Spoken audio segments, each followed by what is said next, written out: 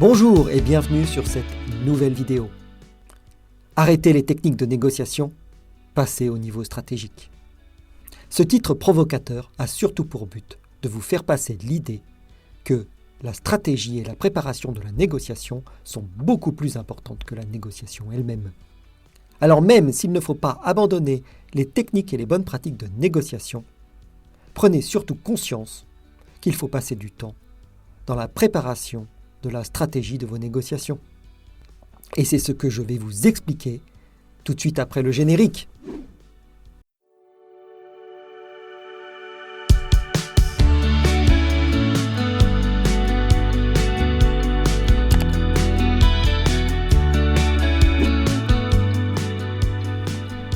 Pour éviter toute ambiguïté, je vais commencer par quelques définitions.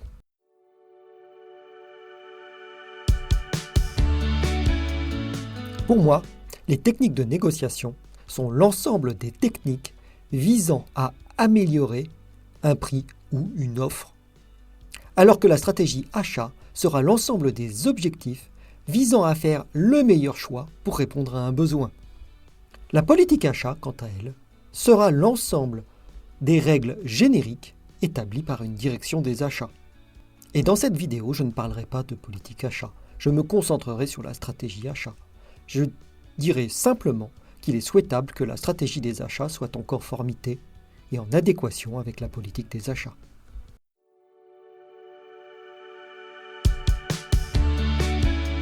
Alors, pourquoi la stratégie des achats est-elle plus importante que les techniques de négociation ? En fait, c'est une question très simple. Il faut juste avoir en tête une chose. Lors d'une négociation, lorsque l'on a défini un produit fermé, généralement, on va obtenir 5-6% de remise. Allez, 10 au grand maximum.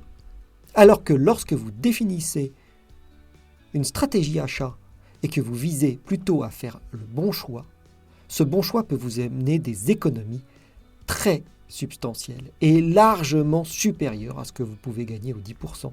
Il n'est pas rare d'avoir des 50, 60, 90% de remise en faisant le bon choix. Parfois même, cela peut vous éviter des achats.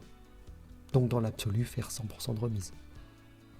Alors, c'est sûr, la question qui va suivre, c'est comment mettre en place une stratégie des achats. Pour moi, c'est simple. Ça se fait en 5 étapes. Connaître son besoin, connaître son marché, étudier les solutions potentielles, établir son panel de fournisseurs, et pour finir, lancer les appels d'offres et les négociations avec les fournisseurs.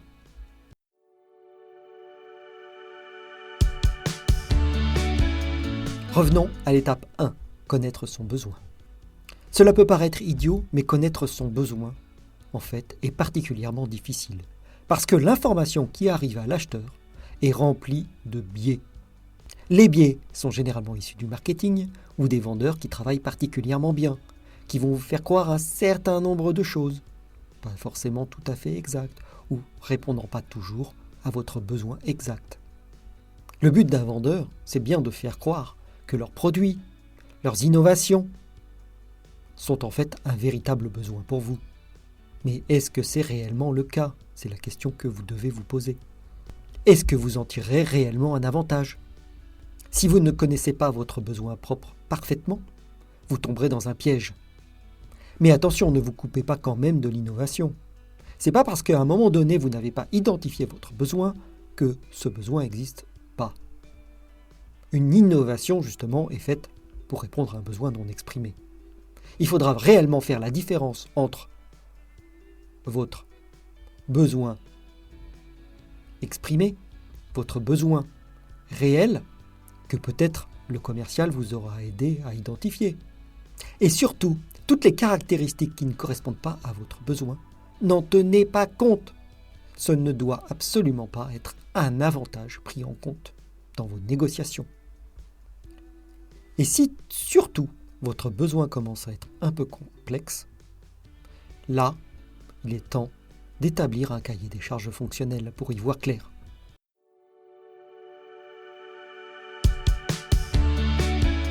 La deuxième étape, pour moi, est connaître son marché. Une fois cette première étape fait connaître son besoin. Il est maintenant temps de connaître son marché. Et ça, c'est le rôle du marketing achat. Un marché désigne la rencontre d'une offre sous forme de produit ou de service avec des acheteurs qui peuvent être des particuliers ou des professionnels. Mais dans notre cas, on se positionne en tant qu'acheteur professionnel. Et cette demande doit être solvable pour qu'un échange puisse être réellement effectué. C'est-à-dire que l'acheteur doit être prêt à dépenser la somme donnée pour pouvoir acquérir le produit ou le service vendu. Un marché va comprendre 5 acteurs principaux. Les clients, bien sûr, les producteurs, les distributeurs, les influenceurs et pour finir, les régulateurs ou le marché public, l'État. Connaître son marché consiste donc à connaître tous ces intervenants et leur rôle, incluant donc, bien sûr, les concurrents. Et l'analyse de ces concurrents devra parfaitement les placer en fonction de leur positionnement respectif sur ce que l'on va appeler des segments de marché. Et n'oubliez pas de réfléchir à ce que vous représentez dans ce marché, quel poids vous avez, car ceci impactera fortement la manière dont vous appréhenderez les fournisseurs, dont vous les contacterez. Quel sera votre rapport de force par défaut avec eux? Cette partie est souvent la plus longue et la plus délaissée de la fonction achat. Peut-être la moins appréciée. C'est une action de long terme qui n'a souvent pas de résultat immédiat. Mais je pense réellement que c'est une partie cruciale qui va vous amener énormément de résultats. Bon, c'est très variable en fonction des cas, mais généralement, une étude sérieuse va vous prendre entre 20 et 60 heures à minima. Mais très clairement, le jeu en vaut la chandelle, et votre ROI en sera important.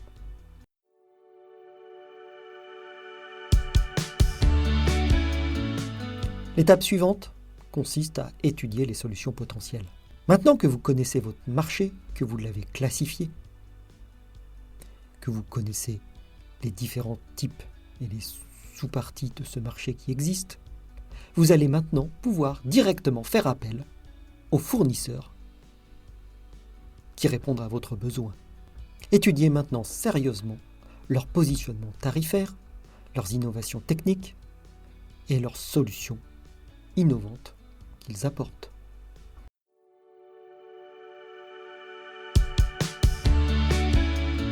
Maintenant, vous pourrez passer à l'étape suivante, établir votre panel de fournisseurs. La première des choses que vous devrez faire, c'est apprendre à connaître vos barrières coût et temps pour changer de fournisseur. Vous devrez identifier vos leviers de compétitivité. Et ensuite, vous pourrez classer les différents fournisseurs du marché ou du sous-segment du marché que vous considérez en fonction des éléments qui sont importants pour vous. La compétitivité financière, bien sûr, mais pas seulement. Ça peut être la capacité d'innovation, la compétitivité technique. Mais surtout, ayez en tête que le meilleur choix sera celui qui sera pertinent pour vous. Et une fois que vous aurez compris ça, vous n'aurez plus qu'à attribuer des statuts aux différents fournisseurs potentiels. Par exemple, fournisseur cible, fournisseur à évoluer, fournisseur à renforcer, fournisseur à éviter, fournisseur pour lequel vous souhaitez vous désengager. Et il ne vous restera plus qu'à communiquer et à le formaliser. Mais surtout, si vous souhaitez qu'il soit accepté par toute la société, le mieux est de travailler en partenariat avec vos demandeurs.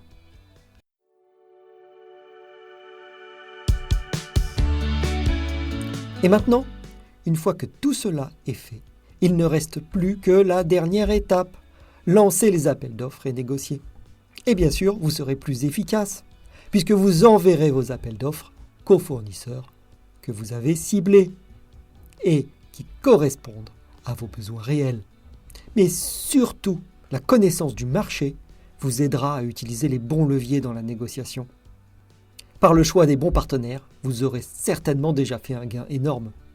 Et il ne vous restera plus qu'à conclure avec la négociation.